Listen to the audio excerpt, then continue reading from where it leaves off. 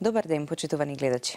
Болестите на кардиоваскуларниот систем се уште најчестите како причина за смртност. Коронарното срцево заболување во многу земји во светот, вклучително и кај нас, е најчестото заболување на срцето, што е коронарна болест, колку е распространета, кои се ризик факторите за нејзина појава, кои се симптомите, како се манифестира, може ли некогаш да биде проследена и без симптоми, како се поставува диагнозата, кои се оптималните начини на третман, дали со лекови, со интервентна коронарографија или пак операција, зашто е важен предоперативниот период, односно предоперативната подготовка на пациентот, техниките на самата операција и она што значи период на опоравување по извршената операција кај пациентите.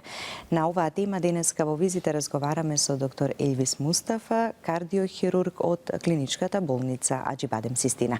Добар ден и добре ни дојдовте. Добар ден и добро ви најдов. Так. Коронарната болест или застапеноста на ова заболување, колку е распространето и што е всушност? Да. Коронарната болест представува болест на крвните жили кои го стануваат срцето со крв. Таа е една туку најчеста болест од кардиоваскуларните болести, а тие сами по себе се најчеста причина за смрт и болести во целиот свет. Можеби дел од Африка уште не е така, но и таму како се менува начинот на живот, како поминуваат накај западниот стил на живот и таму се покачува тој процент и веројатно брзо и таму ќе биде као прва причина на смртни случаи. Во однос доаѓа од прилика околу 30% од смртните случаи се припишуваат на оваа болест, со тоа што веќе развиените држави на западниот свет поготово тие инвестирале во последните декади огромни средства за контрола на овие последици и така успеале со третман пред да се појави болеста и после со многу процедури кои што се многу скапи, но веќе успеале и последните 10-15 години се гледа резултатот од тие вложување, веќе стапката на смртност почнува да паѓа кај нив, што за жал не е и кај нас. Земјите во развој се уште не сме го достигнале тоа ниво. За жал се надевам наредните години ќе успееме и ние да намалиме смртноста од оваа болест. Инаку се работи за болест, како што рековме, на самите крвни садови кои што го снабдуваат срцето со крв. Во основа проблемот е формирање на плак на самата артерија. Тие плаки или лезии од внатрешната страна на крвниот сад се формираат многу рано, дури и од детската возраст, само како лезии, како пруги ги викаме. И во зависност од факторите кои што покасно ќе ги споменеме, тие ќе прераснат, нема да прераснат или пак ќе прераснат до толку големи што да предизвикаат на крај инфаркт и сериозни последици. Така. Што е оно што го зголемува ризикот или велиме како да знаеме дали сме во онаа ризична група или на што да посветиме повеќе внимание? Да. До сега се лоцирани многу фактори кои што влијаат директно на појава и влошување на оваа болест. Може грубо да ги поделиме на ризик фактори на кои што може да делуваме и на ризик фактори на кои што немаме никакво влијание. Прво е полот. Например, машката популација е 2 до 5 пати поподложна на оваа болест. Особено до 65 годишната возраст, 2 до 5 пати е повеќе склонна на појава на оваа болест, така и во нашата клиника, на жалост. После 65-та година и веќе и женската популација и кај нив почнува после менопауза да расте, така што оние се изедначуваат после декада или две после менопаузата. Исто така не можеме да влијаме ни на возраста. Коронарната болест се јавува, почнува да се јавува уште 50-тите години на животот и со секоја декада се дуплира ризикот од појава на инфаркт и други болести. И тука немаме многу што да делуваме. Така што овие од прилика се тие фактори на кои што немаме никаков ефект. Другите би ги наброил диабетот, кој што во последните декади се качува во листата на фактори кои што се најбитни за појава, дури е сега меѓу првите, така што во случај кај женска популација со диабет Тоа е доволно за... Нема да се чека периодот на менопауза да помине, па да речеме дека во поголем ризик ќе биде. Значи, жени со долгогодишен диабет, веќе ризикот кај нив е исто како и машката популација. Стриктна контрола на нивото на шекер во крвта е докажано дека го намалува долгорочниот ризик. Хипертензија која што така некојаш се третира од пациентите, некојаш не се земаат наред лекарства и таа на долги стази и таа е голем причинител за зголемување на овие плаки и појавување на болест. Хиперлипидемија исто така, зголемување на маснотиите во крвта, кои што пак се јавуваат најчесто поради начинот на живот и исхрана. Сега веќе поголем дел од популацијата се храни многу нездраво, со брза храна, со храна високо рафинирана, со шекери, соли, без многу влакна во диетата, така што се во ова допринесува за еден енормно забрзување на растот на тие плаки и појава на болести. Има и други фактори кои што се периферни. Неактивноста исто така во последно време исто се качува као фактор во однос на важноста за појава. Веќе сите имаме коли, ретко кој спортува редовно, а би требало минимум 2 до 3 пати неделно по пола сат. Тоа јас ретко знам кој го прави редовно. Така, да. Или поретко го прават, ама веројатно ќе дојде и време кога ќе сватиме дека и токму таа физичка активност е многу важна и многу значајна. Кога пак овие сите ризик фактори би биле воедно, тогаш уште повеќе и поголем е ризикот. Така и речи си и да нема човек кој што изолирано го има само едниот проблем. Така? Обично ризикот не се собира, се мултиплицира. Ако имате повеќе ризик фактори. Инаку не спомнавме и генетската предиспозиција, би рекол дека тоа е меѓу првите и за разлика од кај другите пациенти кај што немаат генетска предиспозиција, во овој случај симптомите се јавуваат порано, дури и пред 50-та година. Тоа е разлика. Значи, ако во фамилија имате некој со појава на коронарна болест во тие години, тогаш треба тоа да значи дека многу порано треба да почнете да пазите на начинот на кој што живеете, бидејќи е докажано дека дури 90% од болестите може да се превенираат со здрав начин на исхрана, земање на лекови, контрола на телесна тежина, физичка активност, тоа е веќе докажано. И редовни контроли кои што треба да се прават така, бидејќи само на тој начин навреме може да се најде или да се дијагностицира нешто. Дали секогаш е проследено со симптоми? Постојат ли ситуации каде што и асимптоматски, па одеднаш, нели, без нешто, некое поголемо манифестирање, некоја страшна состојба да се појави? Постои случаеви кога пациентите немаат класична клиничка слика. Класичната клиничка слика е градна болка, но има пациенти кај кои што без претходна некоја така да кажам потешкотија, некоја која што за да се посомневаме да речеме нешто некаков проблем се јави. Тоа некогаш на жалост се случува, а таму кај што би очекувале кај долгогодишни пациенти со диабет, посебно женска популација, кај нив после долги години веќе нервните завршеци се толку оштетени што тие не осеќаат болка, но симптом кој што би го осетиле е гушење и замор. Значи, ако се појави гушење и замор кај посебно жена на години со диабет долгогодишен, тогаш треба да се направат сериозни инвестигации да се исклучи коронарната болест. Многу често имаме и такви пациенти. Заморот и без некој поголем напор, веројатно, или? Секоја нова појава треба инвестигација. Ако досега без проблем отишла до првиот дуќан да купи млеко, сега веќе има проблем, тогаш треба да се јави кај докторот и да се направат додатни испитувања. Значи, нешто се случува, нешто се променило.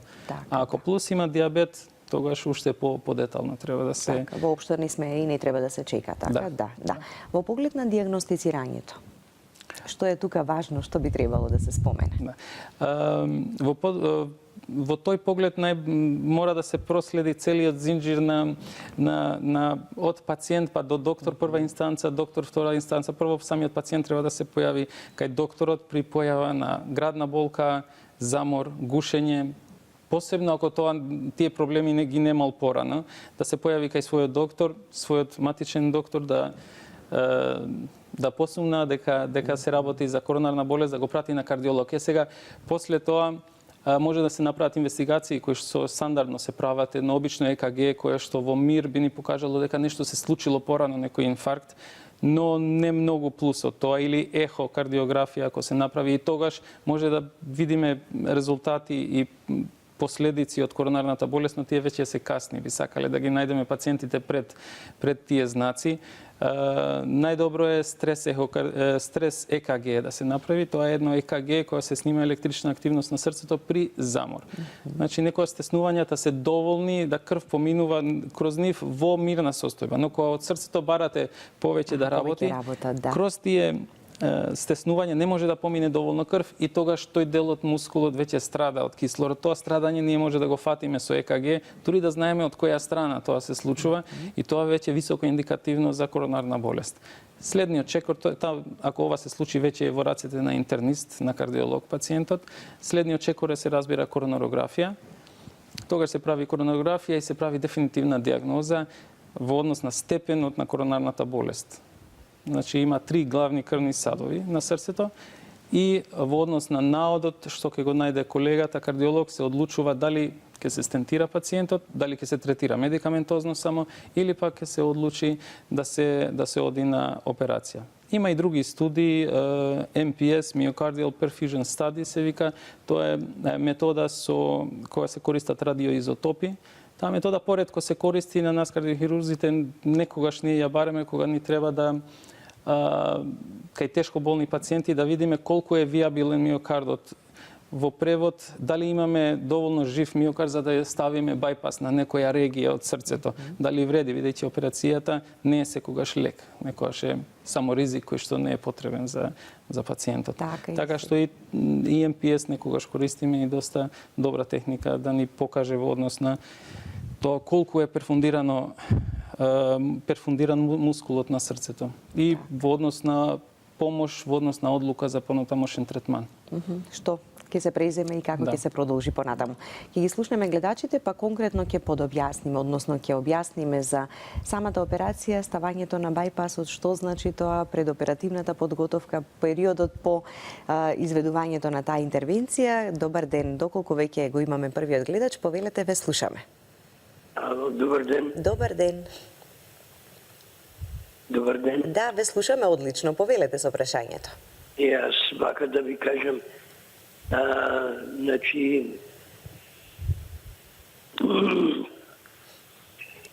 боледувам, мислам, најдено ми е диабетис 2 или како го викаат? Тип 2, добро.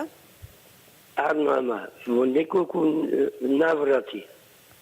Значи, од вратот, од десната страна на ова се јавува како молња.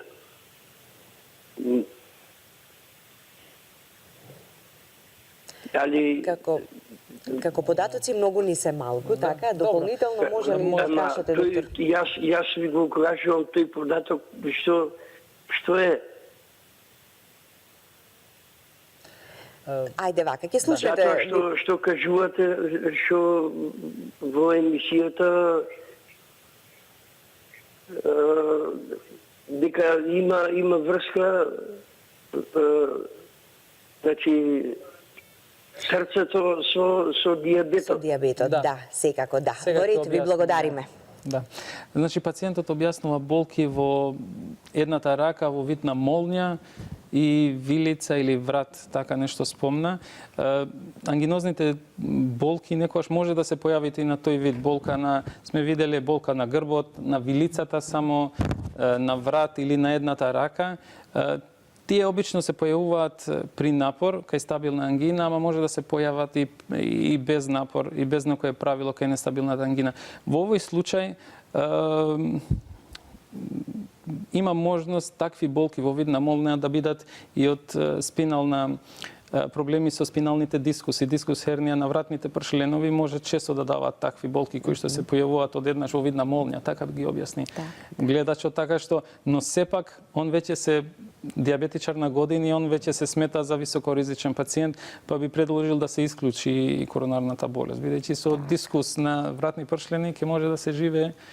Ама ова може многу поголеми проблеми да направи. Ако се протне болест на крвните садови недиагностицирано, тоа може да биде многу поозбилно, така што би требало основни инвестигации да се направат. Така, не прашавме и не слушнавме, ама верувам дека гледачот ги прави редовните прегледи, бидејќи луѓето со дијабет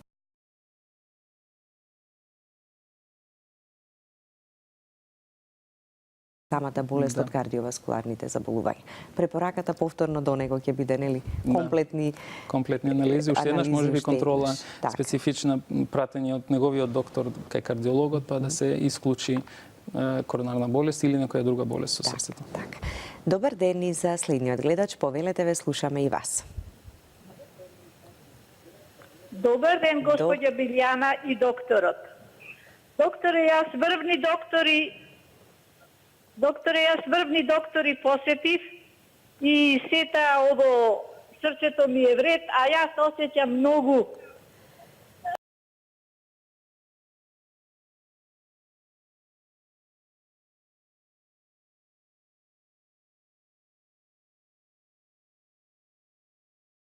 тоа што го кажавте, мене ми се случува. Гушење и замор. Ви благодарам на одговорот.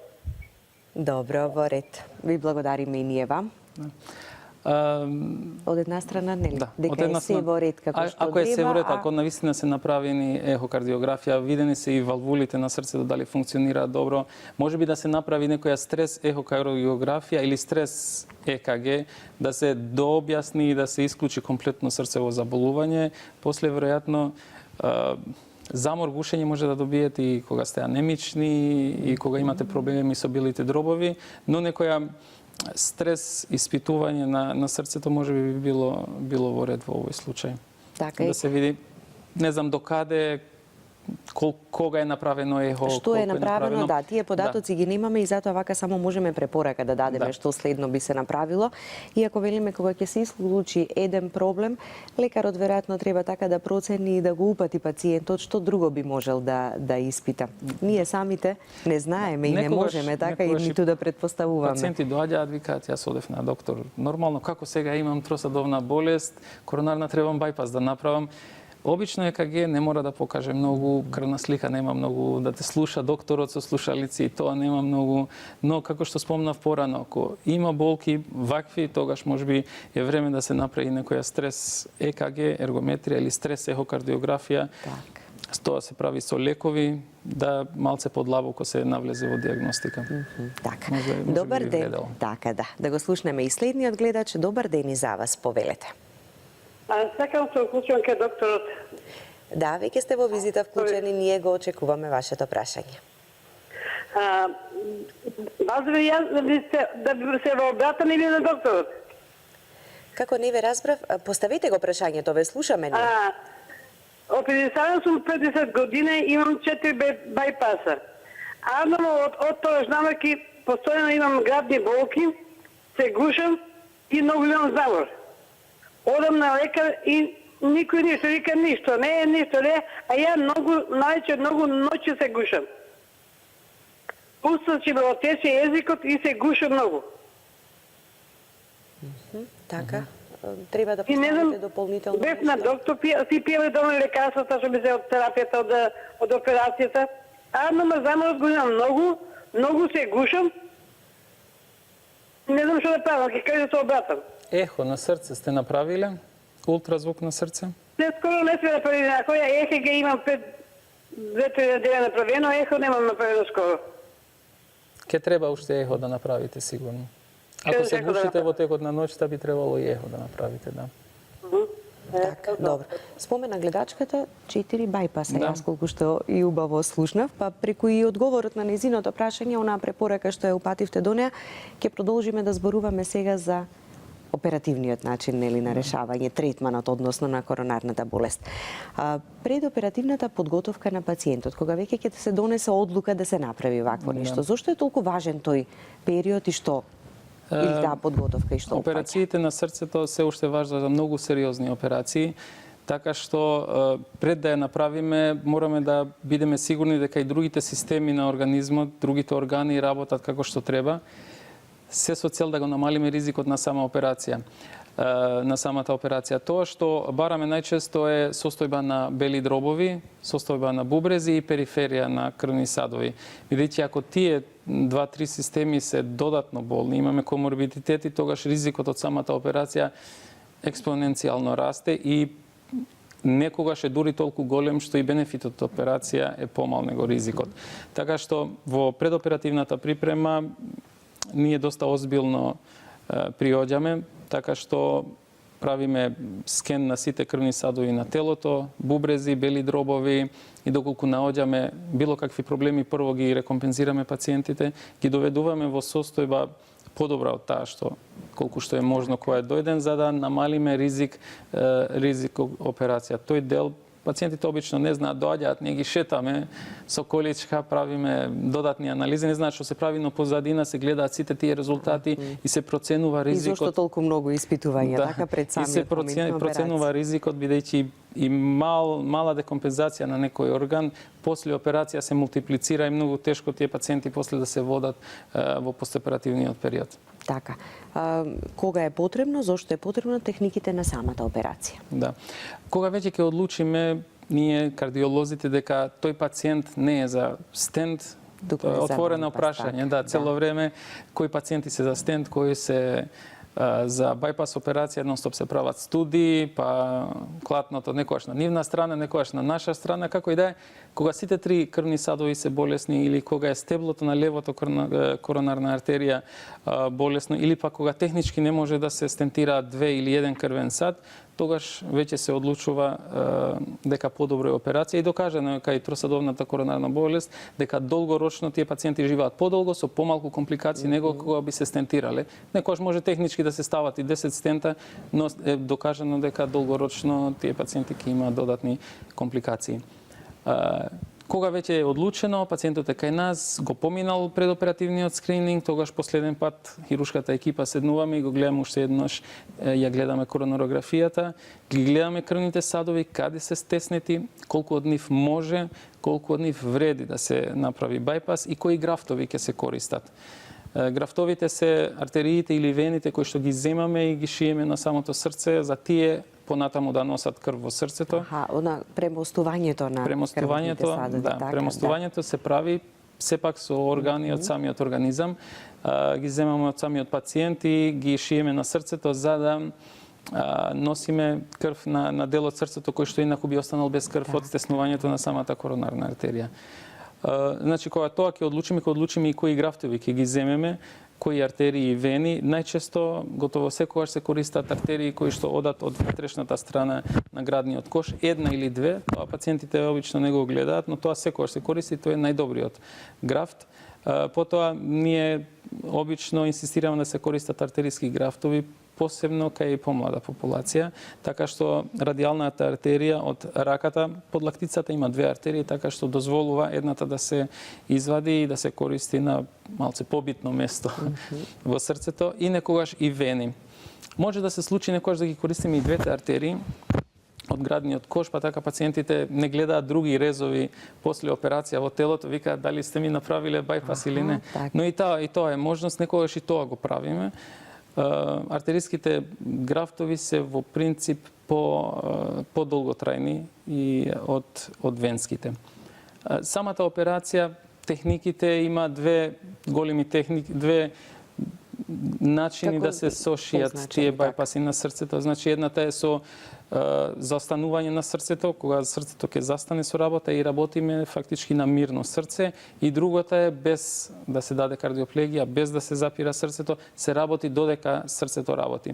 Пред 20 години беше хит работата на off-pump, така се вика кардиосрджери, off-pump байпаси, но се направија долгорочни студии во Европа и во Америка и се докажа дека бенефитите не се баш толку големи колку што се мислеше порано.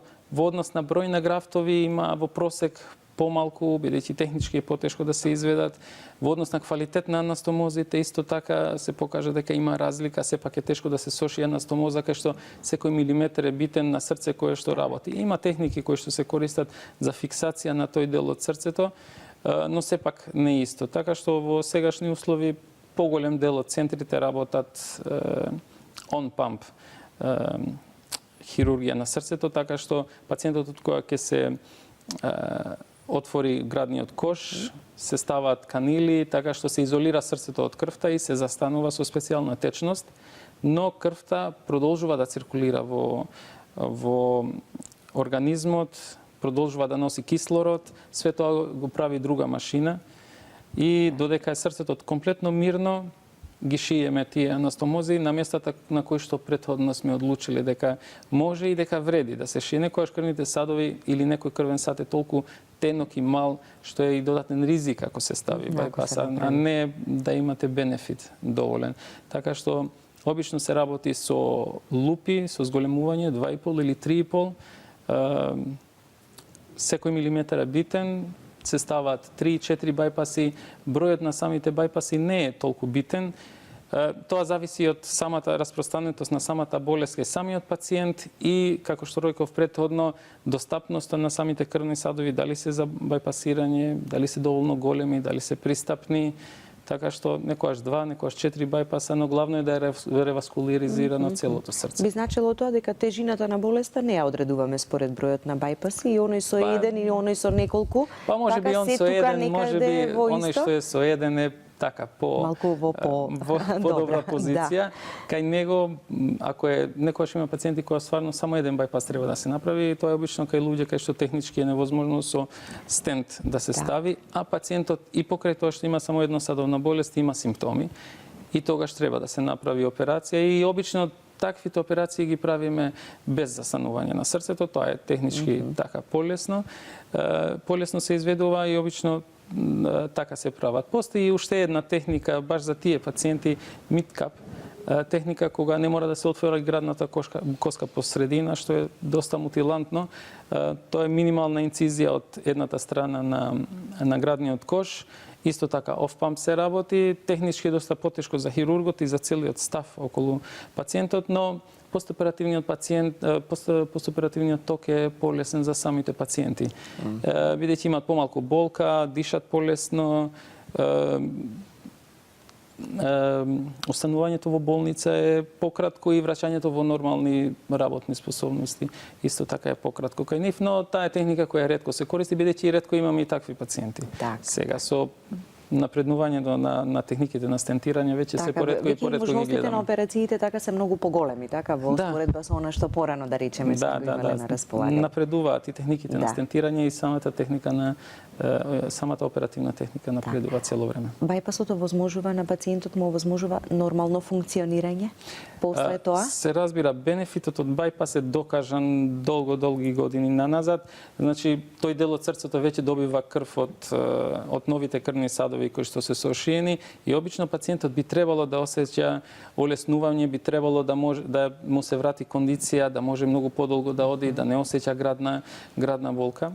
Но тоа не значи дека пациентот е здрав, многу далеку од тоа. Обично така се пациентите мислат дека е се завршено, но сите ризик фактори кои што донеле во првобитната болест, сите тие делуваат и на самите графтови кои што сме ги ставиле. Така што зголемиот крвен притисок, зголемените липиди, пушењето, и сите други ризик фактори, сите ќе продолжат да делуваат и ни тие графтови кои што сме ги ставиле, дури и побрзо.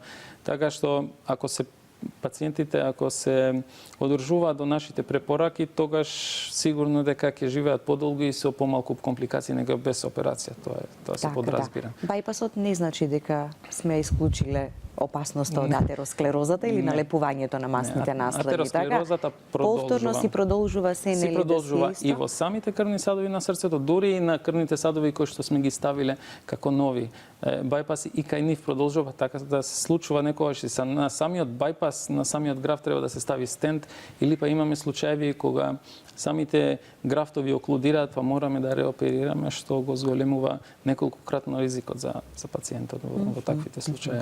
А и векот на траење, така? Веројатно тука нели си е секој графт вклучен. Некои се подобри, посебно графтот од натрешната страна на градниот кош што се зема.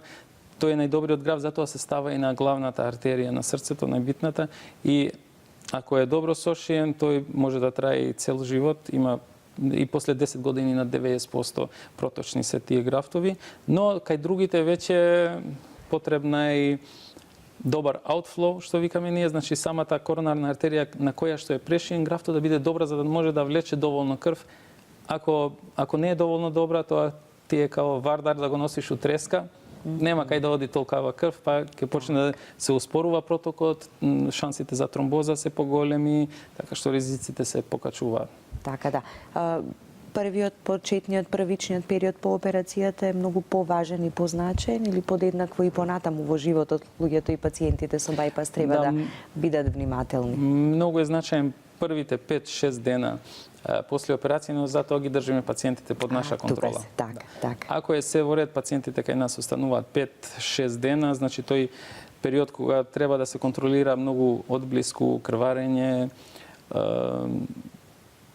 притисок, воведување на нова терапија, пратење на ЕКГ цело време, тој период секогаш е кај нас под полна контрола 24 часовна. Ако сме сигурни дека се е во ред со пациентот, ги правиме уште еднаш поголемиот дел од контролите кои што ги правиме при прием. Ако и тие се добри, тогаш пациентите ги пуштаме дома. Некогаш ги држиме и кога не сакаат, не разбираат баш. Ама потребно и неопходно е, да, така е. Да ги пуштиме во добра кондиција. Да, за нивна. И после се разбира многу битно и препораките што ги добиваат. Препораките кои што ги упатувате до нив, и нели сите тие препораки да се применуваат, се разбира. Повеќе од пола од нив треба да се убедуваме дека не треба да пушат. Тоа е докажано и пасивни пушачи веќе е докажано дека имаат негативни последици и зголемен ризик од коронарна болест. Со тоа многу често се убедуваме со пациентите да земат терапијата на време и редовни кардиолошки прегледи. Кардиолозите ни ги пуштаат нас пациентите кога операцијата е краен начин на нивно лечење. После операција ние им ги враќаме, така што сите тие пациенти мора редовно да посетуваат кардиолог. Од кога ќе помине, да кажеме, месец дена, да знаеме дека раните се зараснати, дека хируршкиот дел е комплетно покриен, тогаш мора да одат на редовни кардиолошки прегледи, исто како и порано. Дури и поредовно, би рекол, бидејќи главниот джокер веќе е искористен кога ќе се направи бајпас. Следниот веќе е многу потешко, следна операција е многу потешка, со пониски резултати и со поголем ризик периоперативен. Така да. Возрастната граница, да, рековме. Мажите, жените, некако најчестиот период кога би се случувало такво нешто и кога би бил најголем ризикот, но ја поместуваме надолу малку. Надолу, да. Во последно време ги гледаме, можеби и заради подобрата диагностика ги гледаме и порано сега. Рано ги откриваме, така? Рано. Обично кај тие пациенти што имаат генетска предиспозиција за коронарна болест кај нив и под 50 години, како што реков порано, почнуваат да се јавуваат тие болести, малку не им се верува, се осеќаат релативно млади, но генетиката плюс ризичните фактори кои што се нагомилаат на тоа во тек на животот, прават до тоа да оперираме и под 50 годишни пациенти. Со нив, кај нив обично ги користиме двете мамари, ако можеме, артериски графтови, планираме тие да траат подолго, правиме се за да им овозможиме нормален живот до староста, но тоа, како што претходно реков, не зависи само од нас. Мора и тие посебно, тие со генетска изложеност да бидат посебно предмасливи во секој поглед. Од земање на лекови, начин на живот, контрола на липиди во крвта, контрола на притисок, диабет ако имаат посебно, и самиот диабет најчесто се јавува како лош начин на живот.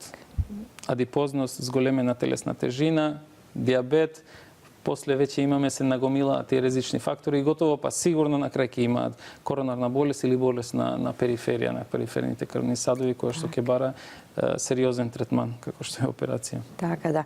Ова се ризик фактори за кои многу и постојано зборуваме, ама треба да продолжиме и понатаму, велиме, нели, кога не дај Боже ќе се случи некоја лоша ситуација, така човек во тој момент веќе треба да одлучи драстични промени да направи во својот живот. Обично тоа е касно, но прекасно. Вреди и тоа. Но јас секогаш потенцирам на пациентите на кои што ги гледам во амбуланта дека работите кои што и правилата на живење кои што важат за него, важат и за мене.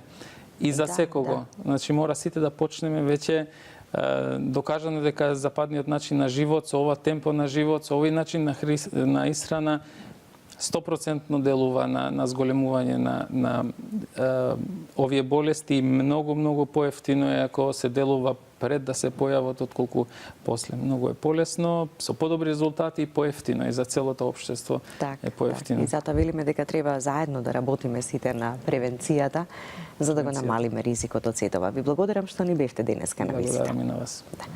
Почитувани гледачи, останете и понатаму со нас, реклами во продолжение.